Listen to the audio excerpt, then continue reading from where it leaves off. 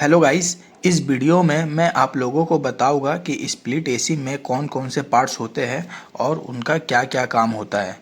तो जो भी इस वीडियो पे नए हैं तो वो चैनल को ज़रूर सब्सक्राइब कर लें और मैं आप लोगों को स्टेप बाय स्टेप बताऊंगा। तो चलिए हम लोग वीडियो के माध्यम से आगे बढ़ते हैं। तो ये सैमसंग कंपनी का स्प्लिट एसी का इंडोर है। तो अभी हम लोग इसको डिसमेंटल करेंगे।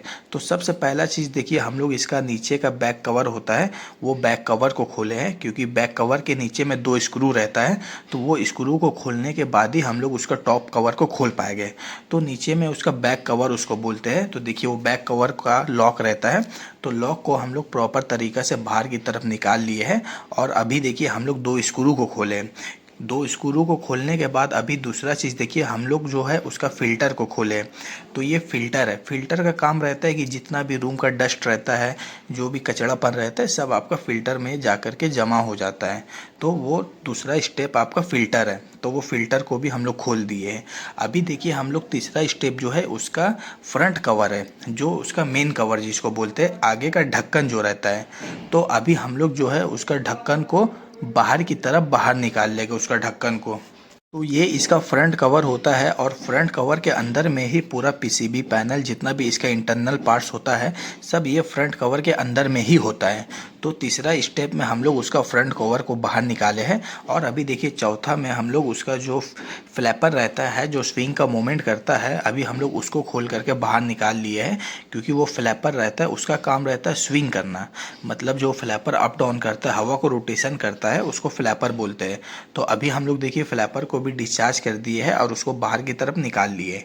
तो अब देखिए हम लोग जो पांचवा स्टेप खोले गए, तो वो देखिए उसका ड्रेन ट्रे होता है, जिसको ड्रेन पैन भी बोलते हैं। ड्रेन पैन का देखिए काम होता है कि इसी को बोलते हैं ड्रेन पैन।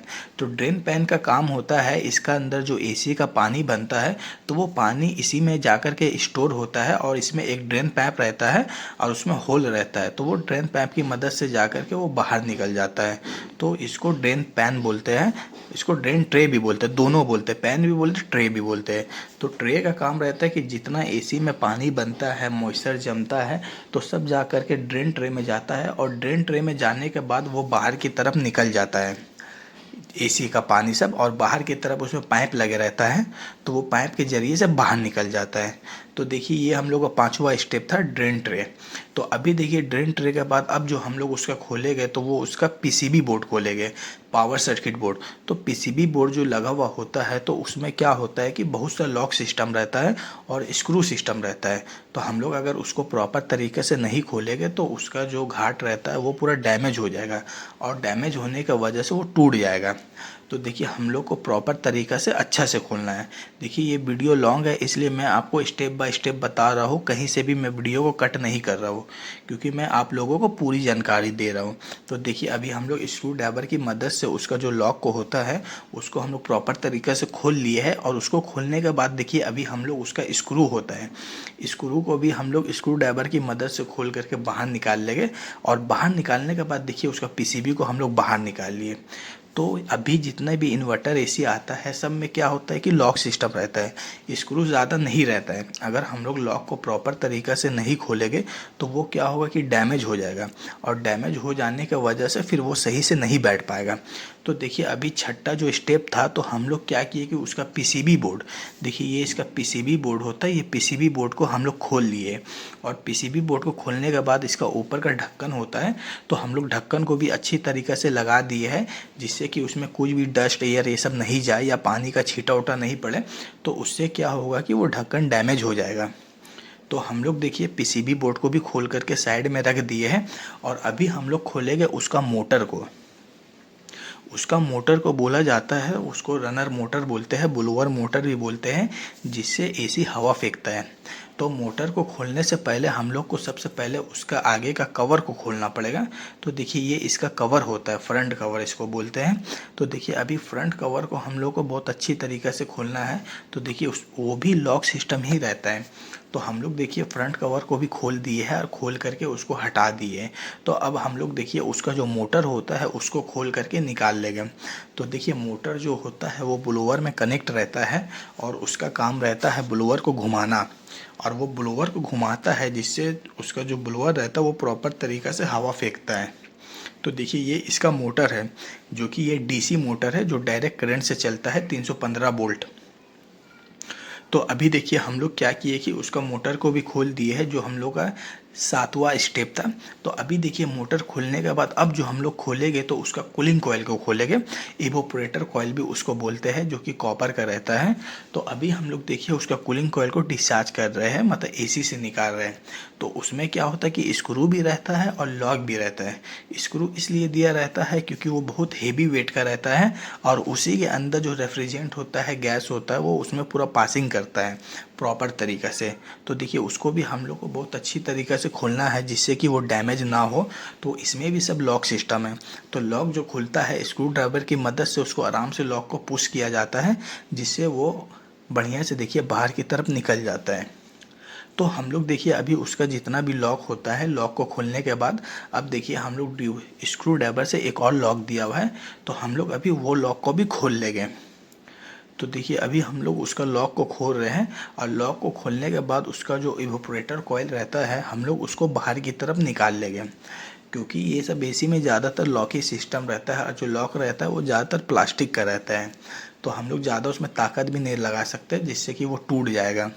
तो जितना हम लोग से आराम से हो सके तो हम लोग को वैसे ही काम करना है। तो ये हम लोग का 8वां स्टेप जा रहा है, जिसमें हम लोग अभी उसका देखिए ये कूलिंग कॉइल है, हम लोग इसका कूलिंग कॉइल को डिसमेंटल कर रहे हैं और इसको देखिए बाहर की तरफ हम लोग निकाल रहे हैं। तो ये इसका मेन इवोपरेटर कॉइल इसको बोलते हैं। देखिए ये कूलिंग कॉइल है, देखा जाए तो एसी का इंडोर का सबसे मेन पार्ट्स भी आप इसको बोल सकते हैं, जो कि पूरा कॉपर का है और पूरा ब्लू फिनिश में है, जो कि बहुत अच्छा काम करता है कूलिंग कॉइल।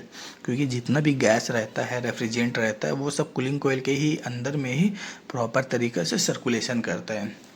तो अभी देखिए हम लोग का 9वां स्टेप जा रहा है, और 9वां स्टेप में देखिए हम लोग उसका जो ब्लोअर होता है, जिसको रनर भी बोलते हैं, तो देखिए ब्लोअर को हम लोग बाहर की तरफ निकाल लिए हैं।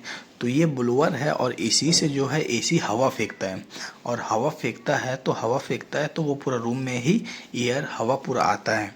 तो ये ब्लोअर होता है, और इसमें मोटर कनेक्ट रहता है। तो मोटर और ब्लोअर दोनों ये साथ में रहता है, जो स्क्रू से वो टाइट रहता है। तो देखिए अभी मेरा असिस्टेंट है जो कि एक जूनियर इंजीनियर है, तो वो भी थोड़ा पानी उनी का बंदोबस्त कर रहा है, क्योंकि हम लोग इसको सर्विसिंग करेंगे। तो ये देखिए इसका बैक ट्रे होता है, जिसको बैक बॉडी भी बोला जाता है, क्योंकि ये बैक साइड में रहता है, और यही बॉडी पे पूरा मशीन, पीसीबी, ब्लोअर, हर एक पार्ट्स इसी में अटैच रहता है। समझिए कि ये एसी का मेन ढांचा है, जिसमें हर एक पार्ट्स इसमें जॉइंट रहता है और इसमें लगे रहता है। तो पूरा स्क्रू सिस्टम इसी में ही रहता है। तो ये देखिए पूरा एसी का एक एक पार्ट्स का स्टेप बाय स्टेप मैं आप लोगों को बता दिया हूँ कि उसमें कौन पार्ट्स होते हैं और उसका क्या काम होता नहीं होता है। तो देखिए ये कस्टमर का ही घर में हम लोग वीडियो बना रहे हैं, क्योंकि कस्टमर का छत पे ही ये काम हो रहा है। तो देखिए वो तो काम प्रॉपर हो गया था आपका ओपन का, तो फिर हम लोग दूसरा दिन गए थे इसको सर्विस करके, जो प्रॉब्लम था उसको सॉल्व करके। तो कस्टमर के छत पे गए, तो रात हो गया था। तो हम लोग फिर वहाँ से क्या किए कि उसका जितना भी पार्ट्स को हम लोग डिसमेंटल किए थे, तो उसको प्रॉपर तरीक़ा से हम लोग फिट कर रहे हैं। फिट करने के बाद हम लोग क्या करेंगे कि एसी को एक बार चालू करके देख लेंगे कि वो प्रॉपर तरीके से चल रहा है कि नहीं चल रहा है। तो ये जो मेरे हाथ में है इसको ग्रीस बोलते हैं। तो ग्रीस हम लोग को देना पड़ता है कि उसका रनर में जितना भी शाफ्ट रहता है वो प्रॉपर तरीके से घूमे और अच्छा तरीक़ा से घूमे। तो उससे बेनिफिट ये होगा कि ब्लोअर में थोड़ा भी जोर नहीं पड़ेगा और वो फ्री होकर के घूमेगा और बहुत अच्छा तरीक़ा से घूमेगा। तो आज का हम लोग का पहला स्टेप ये रहा। तो नेक्स्ट में वीडियो में मैं आप लोगों को इसकी और जानकारी दूंगा। तो थैंक यू। तो जो भी वीडियो पे नए हैं, जो भी आप देखे हैं, तो आप लोग वीडियो को सब्सक्राइब करिए, शेयर करिए और लाइक करिए, शेयर करिए। Thank you.